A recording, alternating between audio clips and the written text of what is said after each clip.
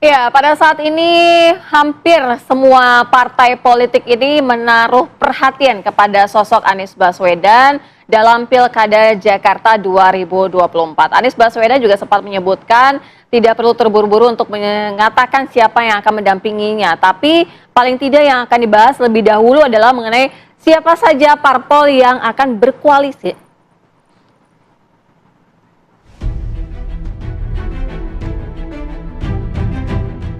Menjelang pemilihan gubernur Jakarta, dinamika politik masih berjalan sangat dinamis. Sosok Anies Baswedan merupakan salah satu dari sekian nama tenar yang kini sedang diincar partai politik untuk berlaga di Pilkada Jakarta. Dengan elektabilitas yang masih tinggi, Anies Baswedan dinilai belum memiliki lawan tanding yang sepadan. Terbaru, Anies resmi mendapat dukungan dari DPW Partai Kebangkitan Bangsa PKB Jakarta. Sebelumnya, Partai Keadilan Sejahtera PKS juga memberi isyarat serupa. Yang menarik, mantan Menteri Pendidikan ini juga tengah dilirik PDI Perjuangan, partai yang kerap mengkritik kebijakan Anies kala memimpin Jakarta. DPW Partai Kebangkitan Bangsa PKB menyatakan akan memilih Kaesang Pangarep sebagai calon wakil gubernur yang akan mendampingi calon gubernur Anies Baswedan dalam Pilkada Jakarta. Di satu sisi, sosok Ridwan Kamil menjadi nama yang diyakini dapat mengalahkan sosok Anies Baswedan. Partai Gerindra yakin mereka paham situasi masyarakat Jakarta karena sudah 2 kali membawa kemenangan di Pilkada Jakarta 2012 dan 2017. Tim TV One mengabarkan.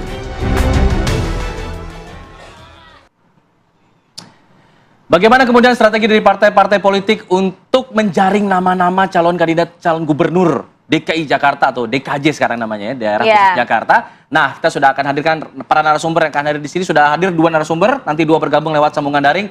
Kita sambut dulu ada Bang Habibur Rahman, Wakil Ketua Umum Partai Gerindra. Selamat pagi, Bang Habib. Selamat pagi, Bang Habib. Waalaikumsalam. Sehat ya, alhamdulillah ya. Lalu juga ada Mas Adi. Ya. Ada Mas Adi Prayitno, analis politik UIN, Syarif Hidayatullah Jakarta. Selamat pagi, assalamualaikum Mas Adi. Selamat pagi. Salam. Nanti ada bergabung Bang Andreas Hugo Parera dari PDIP dan Bang Ahmad Doli Kurnia dari Golkar untuk kemudian bergabung berdiskusi bersama kita soal strategi dari partai politik masing-masing partai politik sampai ribet saya nih. Karena emang saking ribetnya ini untuk urusan DKI Jakarta ya. Nah, saking semangatnya nih. Saya ingin ke Bang Habib. Bang Habib, Gerindra nih kemarin sudah ada tes ombak. Budi Satrio Jiwandono mau digabungkan sama Kaesang, digabungkan sama Raffi Ahmad. Tapi ternyata sepertinya tidak jadi Budi Satrio. Lalu kemudian sekarang muncul nama Ridwan Kamil yang sepertinya lebih dekat dengan Golkar dan juga Gerindra untuk maju di DKI Jakarta. Sudah finalkah keputusan tersebut atau bagaimana Pak? Ya, namanya pilkada finalnya itu kan waktu daftar ke KPU ya. Dokumen A1, DA1 itu kan baru submit ke KPU itu finalnya. Nah, tapi memang kami menyerap aspirasi dari masyarakat Jakarta. Masyarakat Jakarta ini kan sangat kritis. Ya. Kalau kita lihat pemilu terakhir, 3 pilkada terakhir itu kan nggak ada incumbent yang bertahan. Selalu berganti ya? Iya, mereka selalu ingin yang baru dan kritis terhadap sosok-sosok yang lama. Ya, begitu juga misalnya di Pileg ya. Saya ini dilalah alhamdulillah bisa lolos kembali sebagai incumbent. 2 periode sebelumnya tidak satupun incumbent bertahan di Pileg. Karena saya tahu ya, masyarakat Jakarta itu kalau menaruh harapan tinggi sekali terhadap politisi ini, ya, ekspektasi mereka tinggi sekali. Nah, tapi kalau tidak terpenuhi harapan tersebut, mereka dengan tegas bisa mengabaikan orang yang dahulu sebelumnya dianggap superhero, ya. Bisa tidak dianggap apa-apa lagi 5 tahun kemudian.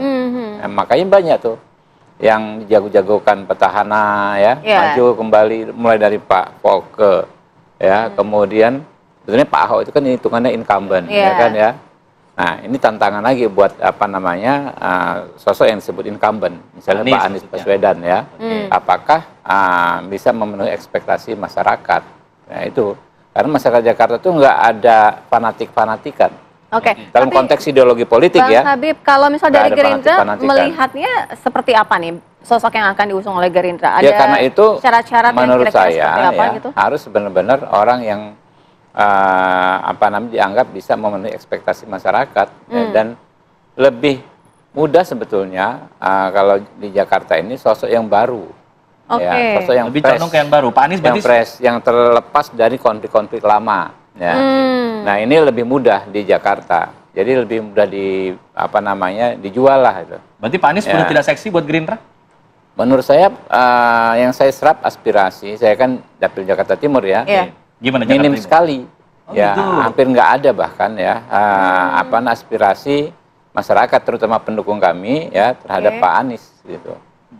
Jadi saya cek juga dapil sebelah ya, ada 2 dapil lagi teman-teman yang kemarin lolos, gimana?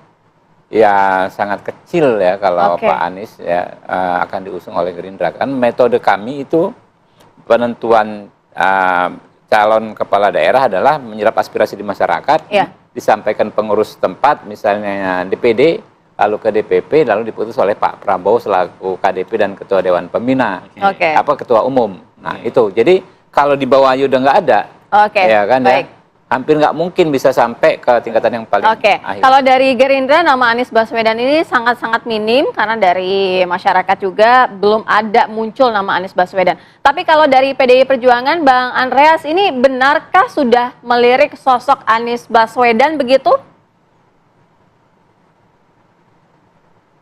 Kalau di PDI Perjuangan kan prosesnya ya kurang lebih mirip, tapi metodenya mungkin beda gitu, dalam arti bahwa ya proses penjaringan itu sudah dilakukan gitu. Proses penjaringan sudah dilakukan dan dilakukan di tingkat Dewan Pimpinan Daerah Partai di daerah khusus Jakarta. Kemudian nanti dikirim ke DPP gitu untuk melakukan proses penyaringan.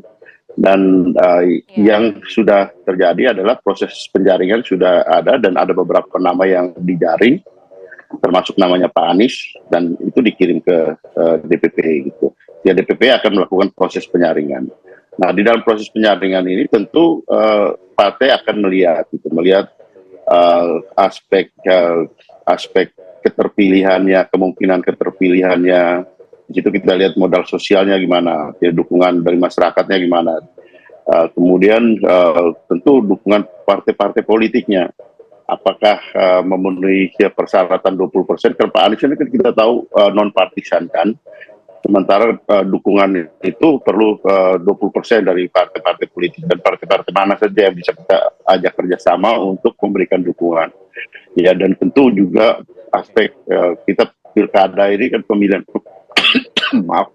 pemilihan langsung ini kan membutuhkan ya anggaran yang cukup untuk mensupport pelaksanaan pilkada tadi. Artinya kontestan itu membutuhkan dukungan logistik yang cukup. Saya kira ini aspek-aspek ini harus dipertimbangkan secara matang, karena ya partai itu pasti mengusung, tentu ya mengusung untuk memenangkan kontestasi tersebut.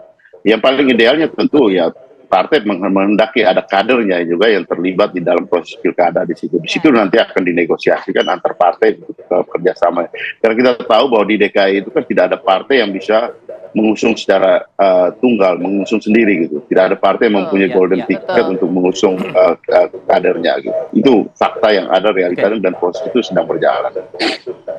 Nah, kita pengen tahu sebenarnya nama-nama yang sudah masuk dalam penjaringan di PDIP ini siapa aja? Masukkan nama Anies Baswedan di sana atau ada nama-nama lainnya yang kemudian dijaring di situ? Nanti dijawab usai jeda ya, Bang Andreas ya. Kami kembali saat lagi tetap di sini. Apa kabar? Indonesia Pagi.